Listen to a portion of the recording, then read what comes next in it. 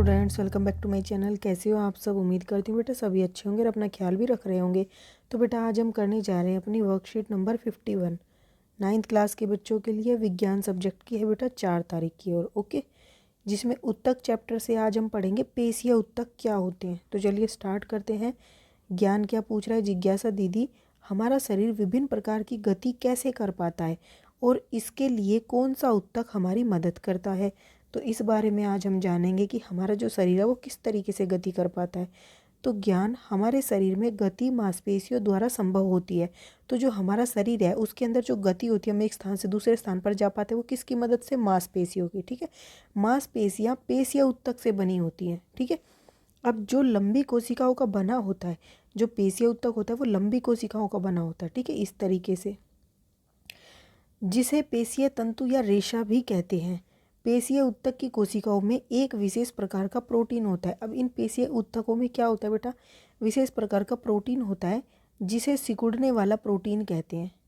ये प्रोटीन क्या होता है? सिकुड़ता है, जिसकी वजह से क्या होता है? और फैलता है, जिसके संकुचन और प्रसार के कारण मांसपेशियां भी सिकुड़ती और फैलती हैं और शरीर में गति होती है। पेशीय उत्तक दो तरह के होते हैं। अब गति भी दो तरीके की होती है बेटा, क्योंकि पेशीय उत्तक दो तरीके के हैं, तो उसी तरीके की वो क्या करेंगे? गति प्रदान करेंगे। ठीक है, देखो, ऐच्छिक पेशीय उत्तक, जिन पेशियों का हम इच्छा अनुसार आवश्यकता पड़ने पर नियंत्रण कर सकते हैं। तो ऐच्छिक पेशीय उत्तक कौन से होते हैं? वे पेशीय उत्तक होते हैं जिनको हम अपनी इच्छा अनुसार क्या कर सकते हैं? नियंत्रित कर सकते हैं। जैसे कि हाथ पैर की पेशियां, इन्हें केवल कंकाल पेशी भी कहा जाता है, क्योंकि क्या होता है? ये अधिकतर अस्थियों, ठीक है, हड्डियों यानी कि कंकाल से जुड़ी होती हैं ये पेशियां। ठीक है, जैसे कि रेखित पेशी, ये नाम है बेटा इसका, आगे हम पढ़ेंगे ये रेखित पेशी होती क्या है। ठीक है, तो इनको हम कंट्रोल कर सकते हैं, जैसे हम अपने हाथ की मूवमेंट को कंट्रोल कर सकते हैं, कब हमें हाथ हिलाना कब नहीं हिलाना। ठीक है, तो ये है ऐच्छिक पेशीय उत्तक की बनी हुई।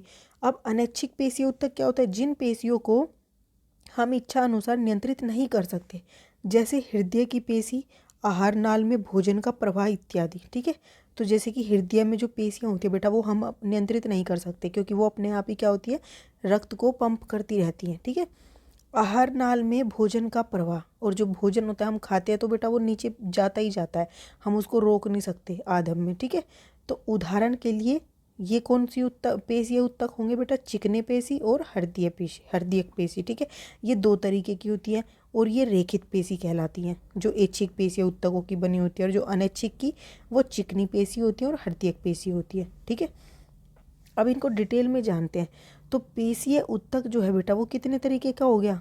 3 तरीके का, रेखित पेशी, चिकनी पेशी और हृदयक पेशी। ठीक है, अब रेखित पेशी क्या होता है बेटा? देखो आपको डायग्राम में भी दिखाया गया है यहाँ पर, ये है रेखित पेशी, इसमें रेखाएं होती हैं। ठीक है, ये है बेटा हृदयक पेशी, जो हृदय के अंदर पाई जाती है।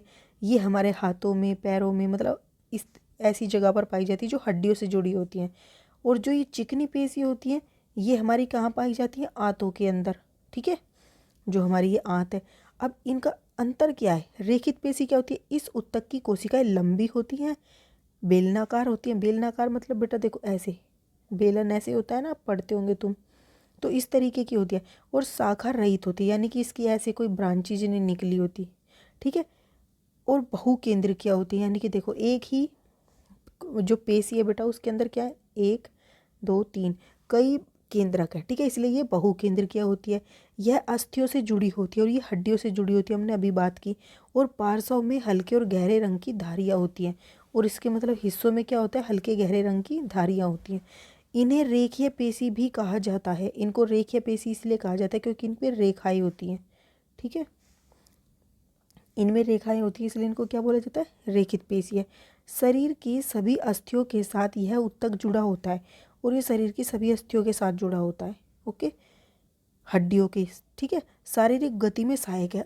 तो देखो बेटा हमारे सारे शरीर में हड्डियां हैं, तो सभी जगह पर ये जुड़ा होता है, जिससे क्या होता है? हम अपने पूरे शरीर की क्या कर पाते? गति कर पाते हैं। इसे हम इच्छा अनुसार नियंत्रित कर सकते हैं, और इस वाली को हम इच्छा अनुसार नियंत्रित कर सकते हैं, रेखित पेशी को। ठीक है, अब बात करते हैं चिकनी पेशी।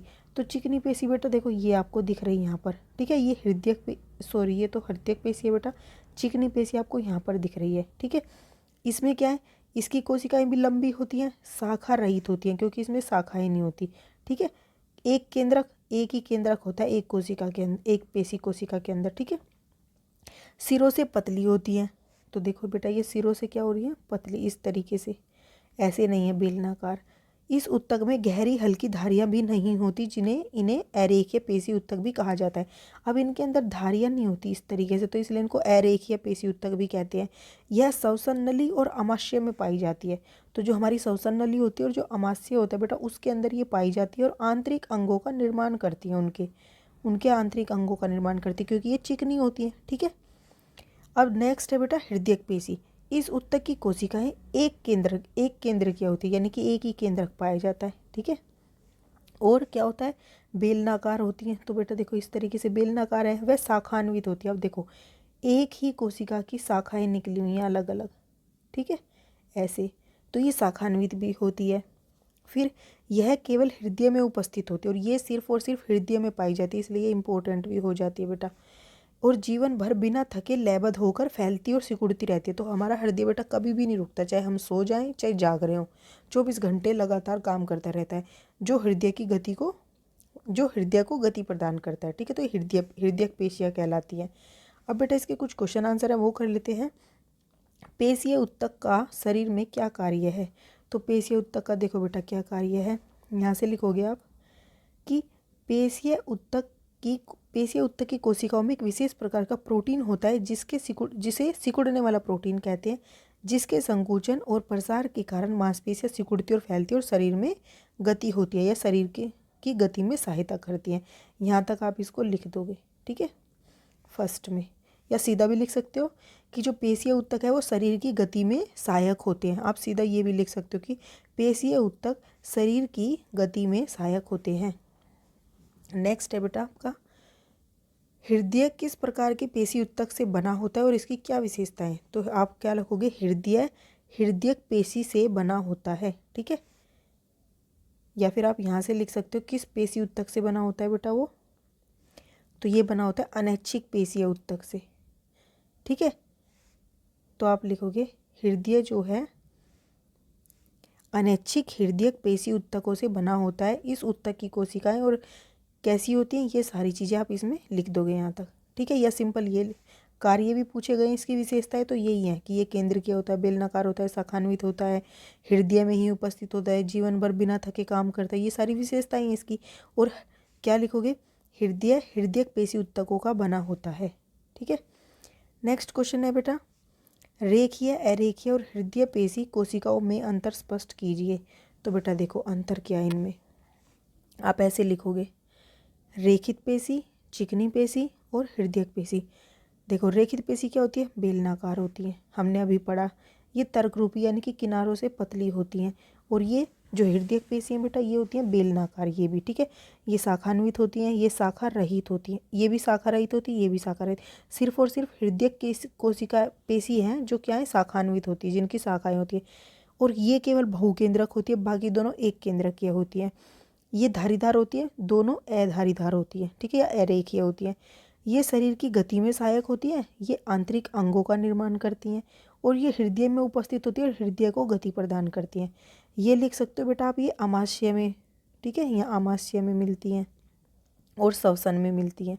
और ये शरीर की सभी अस्थियों से जुड़ी होती है, ये पॉइंट भी आप बना सकते हो। ठीक है, मैंने आपको 5 बताए हैं यहाँ पर।